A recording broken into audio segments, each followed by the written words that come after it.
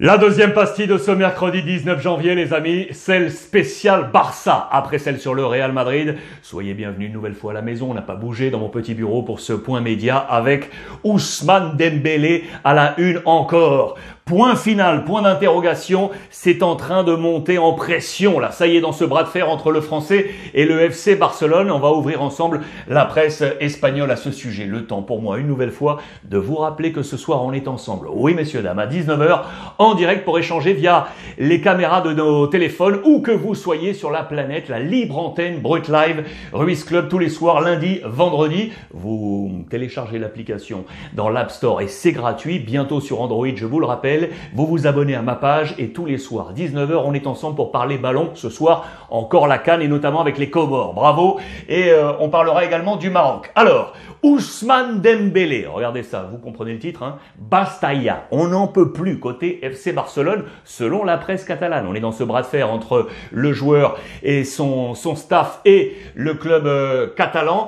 On va y venir, alors que dans le même temps, regardez à la une de Mundo Deportivo, voici les joueurs qui, selon la presse catalane, se seraient offerts, auraient passé un coup de fil au Barça, les agents et l'entourage, pour offrir ses talents. On nous parle de Pierre-Emerick Aubameyang, qui vient de quitter la CAN, vous le savez, touché par la Covid et qui est rentré du côté de Arsenal. On nous parle de Cavani, encore, on nous avait dit que les portes de Manchester étaient fermées, vraisemblablement, ça pourrait de nouveau s'ouvrir. On nous parle de Timo Werner, de Chelsea ou encore de Dybala de la Juve. Vous le savez que l'Inter est également à la bataille pour essayer de le choper. C'est non, en tout cas, à la une du Mundo Deportivo. On va rester là sur Ousmane Dembélé et ce Bastaya. Que se passe-t-il? Alors, je vous ai dit qu'on était dans ce bras de fer.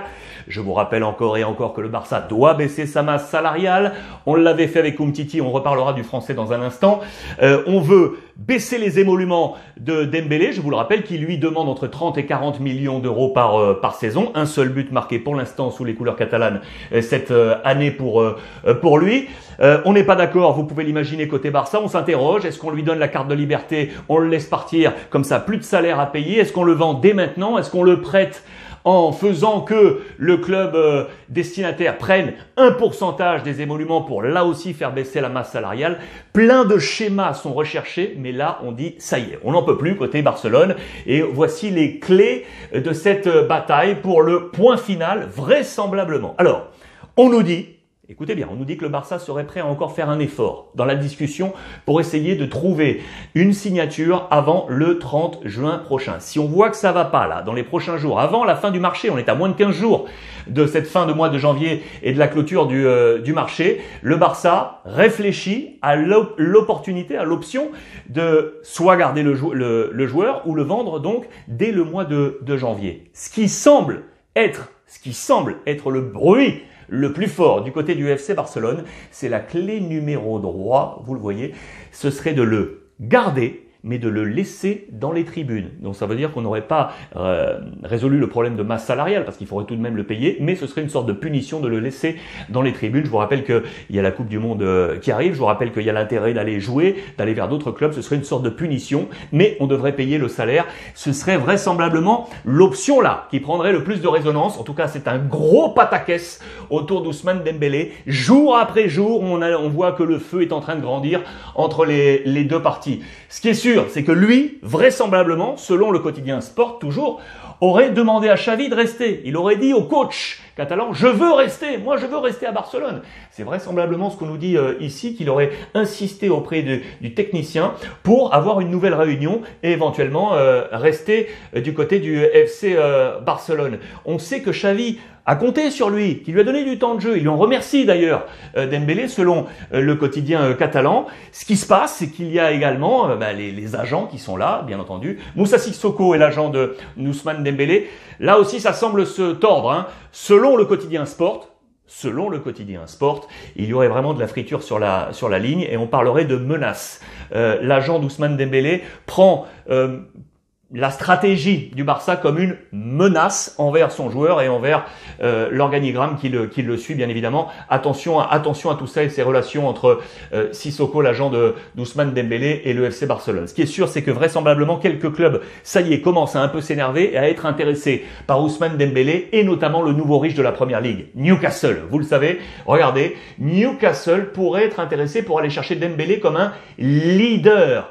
Et on voit là une stratégie qui ressemblerait à celle de Manchester City lorsque City avait reçu ses nouveaux capitaux, des nouveaux actionnaires, quand City était devenu également un nouveau riche de la planète football. À ce moment-là, souvenez-vous, on était allé chercher Robinho, vous vous en souvenez très certainement, Robinho, pour faire un gros coup. Eh bien, Newcastle pourrait avoir cette même ambition, mais avec Dembélé du FC Barcelone, affaire à suivre. Attention, on nous alerte tout de même que si aucune solution est trouvée, on pourrait se retrouver dans un gros pataquès. On se souvient du cas Victor Valdés. Vous vous souvenez du gardien du Barça qui était un peu dans la même situation, dans un bras de fer de prolongation ou non, puis finalement, l'AS Monaco. Vous vous en souvenez, l'AS Monaco avait signé un pré-contrat avec Victor Valdés, mais qui au dernier moment s'était blessé. Le pré-contrat avait été rompu et le Barça s'était retrouvé avec Valdés sur les bras. On ne savait plus quoi faire avec le gardien du FC Barcelone. On ne veut pas avoir le même type de situation avec Ousmane Dembélé.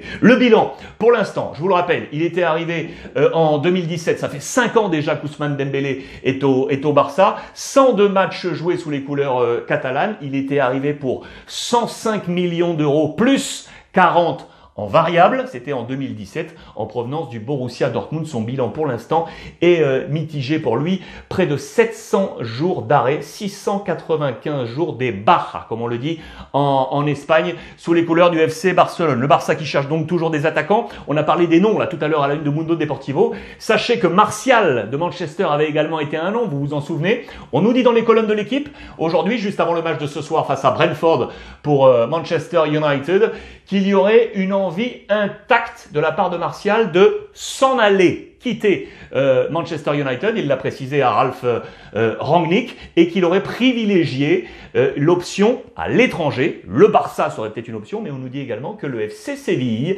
et que la Juventus de Turin seraient à l'affût concernant le profil de Martial. Le Barça, attention au calendrier du Barça, le prochain mois sera décisif, avec énormément de matchs, notamment à l'extérieur.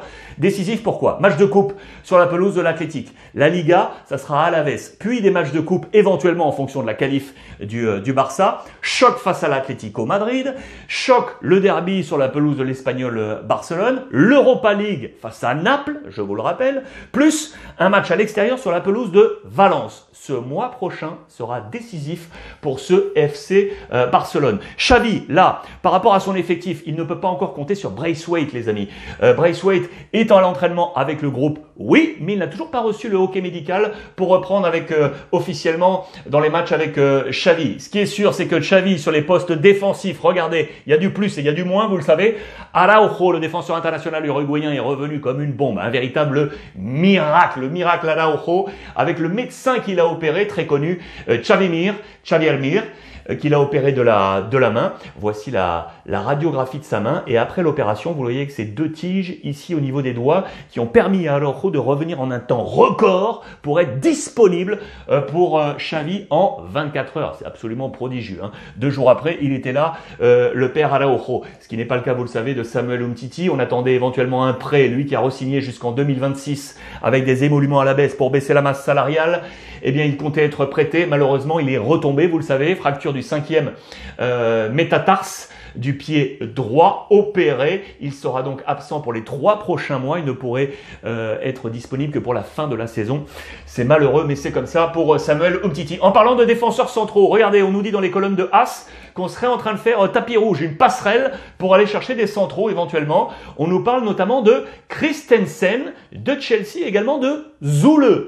Affaire à suivre parce que ils terminent tous les deux leur contrat en juin prochain. Ils seront donc libres, Christensen ou Zule. Est-ce que le Barça ira le chercher, sachant que Araujo n'a pas encore prolongé, Araujo, on est dans les discussions. Attention, mais il faut le garder du côté du Barça, l'Uruguayen. Information également sur Ferran Torres, lui qui est arrivé en provenance de Manchester City grâce à la baisse d'émoluments donc de Samuel Umtiti. Tomados, on va essayer pour le deuxième coup. Sa première avait pas été si mal que ça. Son premier match, mais encore un peu mitigé quant à son talent. Il est peut-être pas encore à 100%, bien évidemment. Le match de coupe face à San Mamés, face à l'Athletic Bilbao, sera très intéressant de voir le niveau, la progression du niveau de Ferran Torres. Je voulais terminer avec cette petite histoire parce que je sais que ça va vous intéresser. Regardez, le Barça est sur ces 2 joueurs de Santos. Ces 2 joueurs de Santos, 17 et 18 ans, Angelo Gabriel et Kayki Pedri, Melo. Ces deux joueurs de Santos où le Barça aurait une option d'achat. Vous savez pourquoi? Je vais vous l'expliquer. Tout remonte à 2016. Vous vous en souvenez peut-être, 2016 où Santos avait été grillé par le Barça auprès de la FIFA sur le cas Gabigol, qui avait été vendu pour 30 millions d'euros à l'Inter Milan, sauf que Santos aurait dû prévenir le Barça de cette vente pour éventuellement faire que le Barça ait une option. Pourquoi? On remonte des années en arrière, 3 ans en arrière, en 2013. C'est l'origine de ce conflit avec Santos. 2013, Neymar de Santos signe au Barça. Le Barça, dans les différents contrats, a une clause aux alentours de 7-8 millions d'euros permettant au Barça d'avoir une option d'achat sur 3 jeunes de Santos, dont Gabigol, qui est aujourd'hui du côté de Flamengo. Alors, qu'est-ce qui se passe? Ça, c'est en 2013. 3 ans plus tard, 2016, le secrétaire technique d'alors du Barça, monsieur Robert Fernandez, se rend au Brésil pour aller voir comment vont les 3 jeunes, comment ils progressent, pour éventuellement les prendre. Il va observer Gabigol.